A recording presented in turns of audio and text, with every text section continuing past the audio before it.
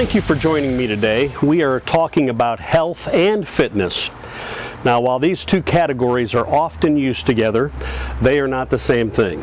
It is possible to be fit, lean, and even strong and still not be healthy. Many of us have a hard time thinking beyond the present. Now, while improving my physical ability and appearance is often my daily focus, there is a greater purpose that goes beyond today, and that would be maybe 10 or 20 years from now. Now, I'm assuming many of us watching are in our 50s or 60s, which means we have a good 30 years ahead of us. If we can change our focus from living for today and even just this year to maybe thinking about the next 20 to 30 years, then I think we can have a significant difference in our lives. So health is about understanding your own unique design and doing all that you can to take care of it and provide the nutrition that your body needs. Now, this is much harder than most people realize or are even willing to admit, but the average American gets 60% of their calories from ultra-processed foods. That means food with no nutritional value and that is highly inflammatory. So by the way, inflammation is responsible for the vast majority of health issues in our world today. So if you are not overweight and you look relatively fit, then you are perceived as healthy. While there are many things to consider with our health, today I want to zero in on inflammation. For the moment, inflammation impacts both our health and our fitness. Regarding health, it starts with the food we eat and the chemicals we are exposed to. With today's genetically modified foods and highly processed food, our body is weakened and constantly fighting off toxins. And then there are chemicals. Have you ever thought about the potential or even the reality of the chemicals that you come in contact with on a daily basis? Soaps, colognes, hygiene products, sprays, air fresheners, the food packaging that our food comes in. Plastic water bottles are a big deal. Even the mattress we sleep on every night has toxins in it. The list goes on and on. And then on the fitness side, our aches and pains are primarily caused by inflammation, whether it's due to an injury or simply that what we would call the aging process. Let me share a few statistics. 19% of Americans go to a gym. So the age breakdown for that percentage is 40% of those are 18 to 34. 35% of those are 35 to 54. 20% are 55 to 65, and 5% are 65 and older. So I can't help but wish those numbers were tilted really the other way. And I feel like I go to the gym more today than I ever did. One of the biggest health issues just happens to be very near and dear to me, and that is type 2 diabetes. I watched my father struggle with this most of his life. Now, only 6.28% of the global population has diabetes 2. But in America, it is a very different story. In the 1970s, diabetes 2 was relatively low. But in the 80s and 90s, diabetes 2 had doubled. The escalation of diabetes was linked to obesity brought on by poor diets and lack of physical activity. So let's face it, if you put the right amount of highly processed sugar and salt on something, it is likely to be very flavorful. The food industry is also driven by making our food as inexpensive and shelf life stable for as long as possible. Well, eating food should be about fuel and nutrition for our bodies.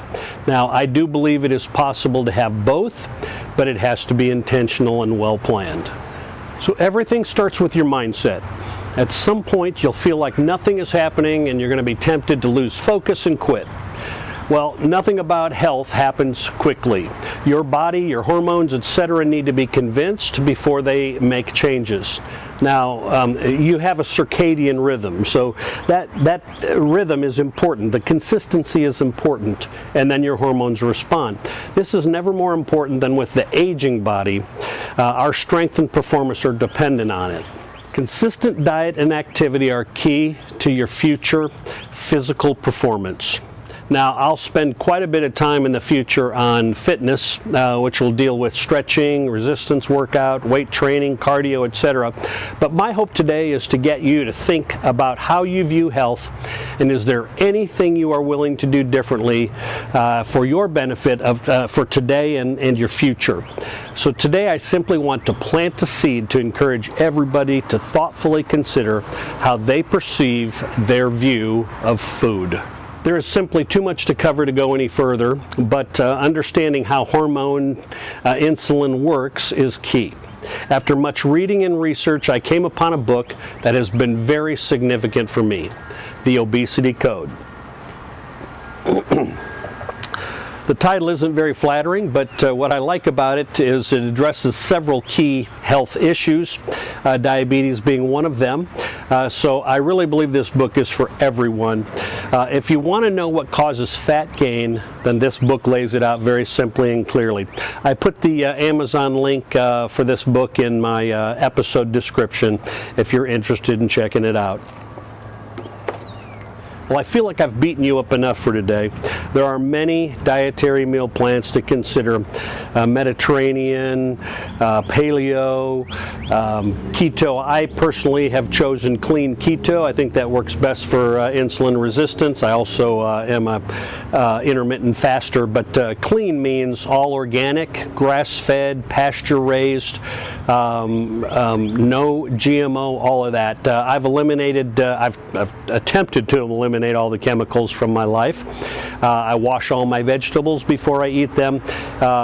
Chemicals come in like laundry detergent. You want organic laundry detergent, deodorant, cologne, etc. Cologne was a hard one for me. Obviously, there are fragrances that smell great, but they're just not good, and you put them on your skin. They're very toxic, and so I've had to go with more of an essential oil kind of thing. Mattresses are an example. My next mattress I'm already starting to look into will be an organic mattress, so I'm not sleeping on toxins. You literally sleep on them every night, and it's in the insides of the mattresses have very much toxic materials. So as I wrap it up today, I want to leave you with a question. What does my body need to be healthier and fitter? So you cannot ask your body to provide what you want if you're not willing to give it what it needs. 70% of our health outcomes are dependent on me. Reducing inflammation was my initial focus. With my own personal fitness, it was identifying the environmental causes for joint and muscle inflammation. One big change for me was the drinking out of plastic bottles. I was buying what I thought was a better quality of water, spring water, but the plastic bottles themselves were introducing nanoplastic chemicals into my body. So that was a big change for me. I put in an under-sink reverse osmosis water filtration system, and then I purchased BPA-free bottles to fill, kept some in the fridge, had some smaller ones to go with me when I needed water bottles, but I would bring the bottles back home and refill them. But I'll also copy that link on Amazon. I've had it for over a year. I really like it, never had any problems with it. It's very difficult for me to drink tap water because the filtration water is so good. But I'll put the link in the description as well if you want to just check that out. If you have a fridge that has filtration already or some system, then maybe just purchasing the refillable BPA bottles is all you need. I will also put a link for those so you'll have an idea of what I'm talking about. But that was a big step for me, and I feel like it's been very significant. By the way, there's a lot of research online about the topics that I've been talking about, so if you want to go deeper, you can do your own search on some of that. On a lighter note, I have quite a collection of sleeveless shirts.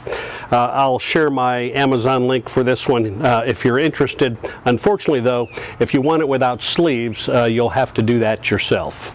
Thanks for joining me today. Just a reminder, don't forget to subscribe, and if you know people who can benefit from the channel, then please share it on your social media platform. Have a fantastic week, and God bless.